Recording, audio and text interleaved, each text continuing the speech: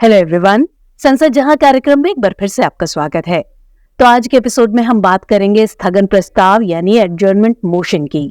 तो चलिए शुरू करते हैं मेरे यानी आतिफा काजी के साथ।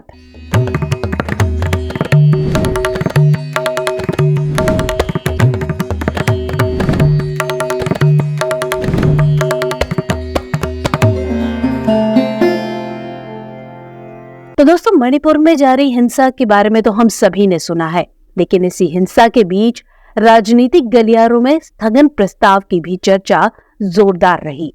दरअसल विपक्ष ने सदन के अंदर और बाहर दोनों ही जगह मणिपुर मामले पर चर्चा के लिए जोरदार हंगामा किया।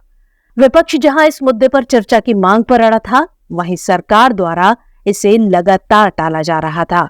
तब ऐसे में विपक्ष ने सदन में स्थगन प्रस्ताव पेश किया।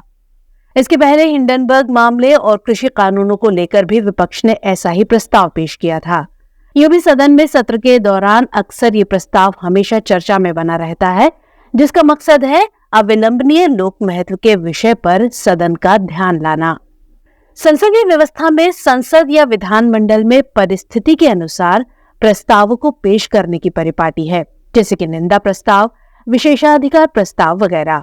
इसी फहरिस्त में एक और प्रस्ताव है जिसकी गूंज हमेशा ही सदन से सड़क पर सुनाई पड़ती है, और इस प्रस्ताव का नाम है स्थगन प्रस्ताव। वैसे तो सामान्य परिस्थितियों में अध्यक्ष से पूर्व अनुमति लेकर सदन कार्यसूची में दर्ज मदों के अनुसार ही काम किया जाता है, यानी सदन में पहले से तय मुद्दों पर ही विचार विमर्श, बहस आदि की जाती है। लेकिन देश में कभी कभी ऐसी भी परिस्थितियां आ जाती हैं जब अचानक से कोई लोक महत्व का विषय देश के सामने खड़ा हो जाता है। ये वो विषय होते हैं जिनके गंभीर परिणाम हो सकते हैं और जिन पर सदन में चर्चा करने के लिए अगर सामान्य नियम का सहारा लिया जाए तो बहुत देर हो सकती है। ऐसे में स्थगन प्रस्ताव का प्रावधान किया गया है ताकि उचित समय पर सदन का ध्यान उस मुद्दे पर जाकर टिक जाए। हालांकि इस प्रस्ताव को पेश करने के लिए कई प्रावधान तय किए गए हैं ताकि इसके दुरुपयोग से बचा जा सके। तो इस प्रस्ताव के प्रस्तुतिकरण से क्योंकि सदन का कामकाज प्रभावित होता है, इसलिए इसके तहत किसी ऐसे मामले पर चर्चा नहीं की जा सकती है जो सदन में पहले से चला आ रहा हो, यानी उसका संबंध हाल ही में घटी किसी विशेष घटना से होना चाहिए जो अविलंबित हो और अनिवार्य हो। साथ ही उसे लोक महत्व का और इतना महत्वपूर्ण होना चाहिए कि उसके लिए सदन की आम कार्यवाही रोकी जा सके। इसका एक नियम है, वो ये कि प्रस्ताव के तहत जिस मामले पर चर्चा की जानी है वो निश्चित होना चाहिए और उसके आधार का तथ्यात्मक होना भी जरूरी है। प्रस्ताव में शामिल किसी विषय का संबंध विशेषाधिकार के मामले से नहीं होना चाहिए और इसके तहत न्यायालय में विचाराधीन किसी मामले पर भी चर्चा नहीं की जा सकती है।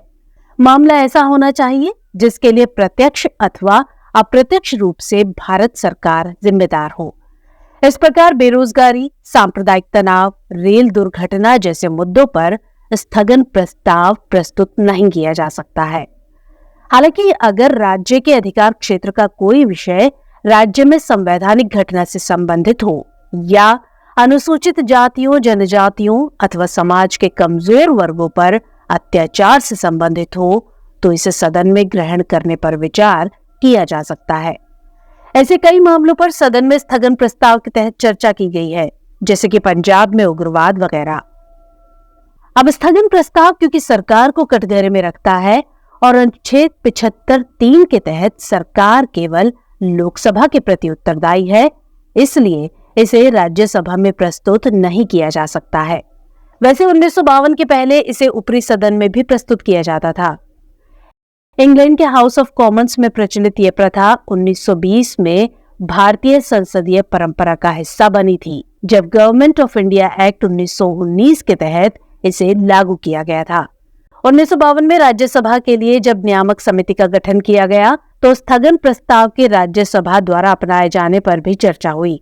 हालांकि इसे ये कहकर नहीं शामिल किया गया कि इसका कार्य भी एक तरह से सरकार की निंदा करना है, इसलिए राज्यसभा को यह अधिकार नहीं दिया जा सकता।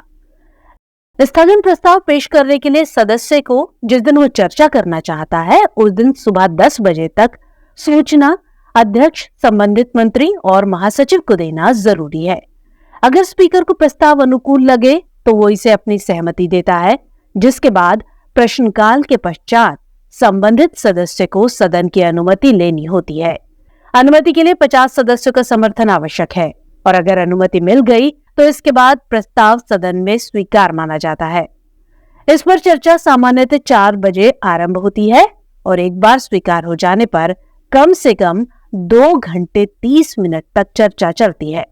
अब वहीं अगर प्रस्ताव अस्वीकार हो जाए तो सदन अपने वे कार्य पुनः आरंभ कर देता है जो इस प्रस्ताव के कारण रुक गए थे। अब यहाँ गौर करने वाली बात यह है कि स्थगन प्रस्ताव सामान्य प्रस्तावों से इस मामले में भी अलग है कि जब तक सदन में इस पर चर्चा चलती है तब तक सदन को स्थगित करने की शक्ति अध्यक्ष को प्राप्त नहीं होती, बल्कि ये शक्ति सदन में निहित रहती है। स्थगन प्रस्ताव के स्वीकार होने से सरकार पर यूं तो कोई खतरा नहीं मंडराता, लेकिन ऐसा माना जाता है कि अगर सरकार स्थगन प्रस्ताव पर प्रतिकूल मत रोकने में विफल रही है तो अविश्वास प्रस्ताव के परिणाम से भी नहीं बच सकेगी। शायद यही वजह है कि आमतौर पर ऐसे प्रस्ताव सदन में स्वीकृत नहीं किए जाते हैं। 13वीं लोकसभा में एक भी स्थगन प्रस्ताव स्वीकार नहीं किया गया तो वहीं 16वीं लोकसभा में सिर्फ एक स्थगन प्रस्ताव पर चर्चा की गई। तो दोस्तों, आज की चर्चा में यहीं तक, लेकिन चर्चा खत्म करने से पहले नोट कर लेते हैं आज का सवाल। स्थगन प्रस्ताव के नियमों के बारे में बताते हुए इसके महत्व की चर्चा करें। तो व्यूअर्स, आपको हमारा एपिसोड कैसा लगा कमेंट सेक्शन में जरूर बताइएगा। मुलाकात करेंगे अगले एपिसोड में किसी और खास टॉपिक के साथ। तब तक के लिए जय हिंद।